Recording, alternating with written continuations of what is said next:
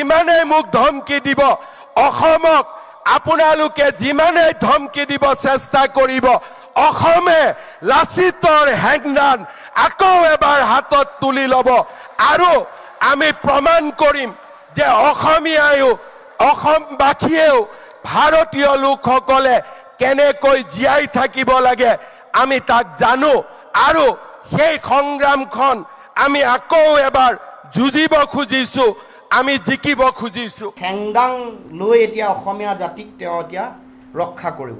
আমি বিনম্ৰতাৰে কৈছোঁ, আহ্বান জনাইছোঁ হিমন্ত বিশ্ব শৰ্মা ডাঙৰীয়া, হেংদাং অসমীয়া জাতীয় জীৱনৰ স্বাভিমানৰ প্ৰতীক, আহোমসকলৰ স্বাভিমানৰ প্ৰতীক, লাচিতৰ শৌৰ্য বীৰ্যৰ স্বাভিমানৰ প্ৰতীক হেংদাং।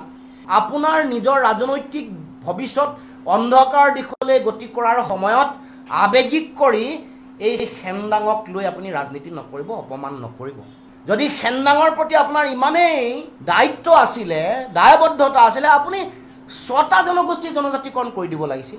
আপুনি হেংদাঙৰ আজি নাম লৈছে আৱেগিক কৰি জাতিটোক, যেতিয়া সমষ্টি পুনৰ নিৰ্ধাৰণ হ'ল সেই সময়ত আপুনি আহোম অধ্যুষিত যিটো সমষ্টিৰ সংখ্যা আছিলে এইটো কমাই আনিলে নাই? আপুনি এবাৰ ভাবি চাওকচোন। ক্ষমতাত থাকিবলৈ, ক্ষমতাত থাকি লুণ্ঠন কৰিবলৈ এতিয়া তেওঁ এই যে আম্বানী আদানী এইসকলৰ নাম লৈছে, আজমল, এইবোৰতো তেওঁৰ সহোদৰ।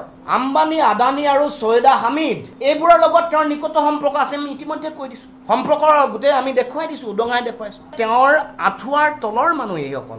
আজমলৰ লগত তেওঁ এটা সময়ত গোপন সম্পৰ্ক এইটো মানুহে গম পালে, এতিয়া সেইকাৰণে বাহিৰৰ পৰা আউটচোৰ্চিং কৰি মাদানীক লৈ আহিছে, এতিয়া আউটচোৰ্চিং কৰি ছৈয়দা হামিদাক আনিব কৈছে। এতিয়া এবাৰ হিমন্ত বিশ্ব শৰ্মাই অসমত থকা সাম্প্ৰদায়িক এজেণ্টক ব্যৱহাৰ কৰি ধৰ্মীয় মেৰুকৰণ কৰিব নোৱাৰি, সেইকাৰণে আউটচোৰ্চিং কৰিছে। এতিয়া সাম্প্ৰদায়িকতাকো আউটচোৰ্চিং কৰিবৰ কাৰণে মাদানী আৰু ছৈয়দা হামিদ ডাঙৰীয়ানীক লৈ আহিছে অসমৰ মাটিলে। গতিকে এই যে সংকটৰ সময়ত আপুনি হেংদাঙক ব্যৱহাৰ কৰিব খুজিছে, এইটো আমি গৰিহণা দিছোঁ আৰু আপোনাক বিনম্ৰতাৰে আহ্বান জনাইছোঁ। আপোনাৰ নিজৰ সংকটৰ সময়ত অসমীয়া জাতিটোক আপুনি সাঙুৰি নল'ব, অসমীয়া জাতীয় জীৱনক সাঙুৰি নল'ব।